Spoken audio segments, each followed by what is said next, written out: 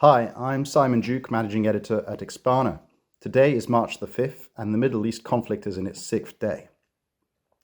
Israel carried out attacks on Lebanon and Iran, and Iranian attacks were reported in Israel, with air raid sirens heard in Tel Aviv and Jerusalem, and explosions seen in the sky as strikes were intercepted.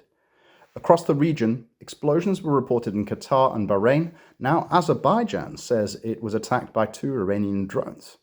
And then there's the surprise development of yesterday, the sinking of an Iranian ship near Sri Lanka by a US torpedo fired by a submarine.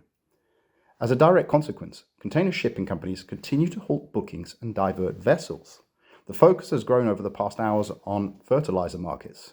Prices are seen to be rising sharply, and the Strait of Hormuz is a critical route for roughly 1/3 of global fertilizer components. The market warns that this could significantly tighten supplies just ahead of the spring planting season in the Northern Hemisphere. Production and exports have also been hit by shutdowns of key facilities. What's more, the global fertilizer market was already tight, with China restricting exports this year to ensure domestic availability, while producers in Europe have already cut output due to the loss of cheap Russian gas supply. Fertilizer shortages could translate into reduced crop yields and higher food prices later this year.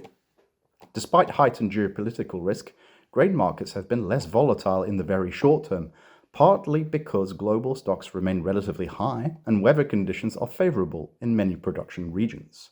However, a prolonged closure of the Strait route and fertilizer disruptions could eventually feed through into grain and crop input markets if planting decisions and fertilizer availability are affected.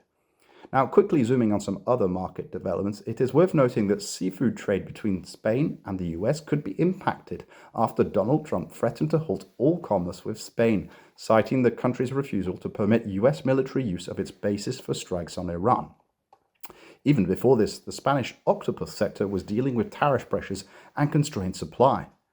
Spain is the main supplier of octopus for the US market, with about £19.4 million in 2025.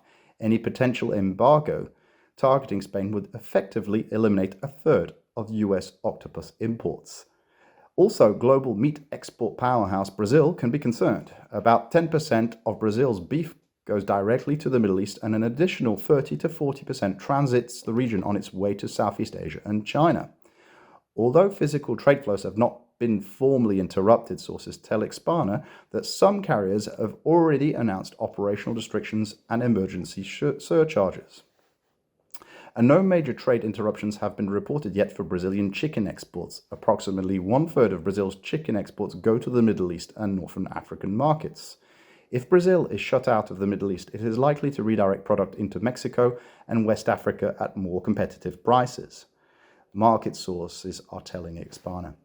Please visit expanamarkets.com to read all our coverage of the Middle East conflict. Thank you for tuning in.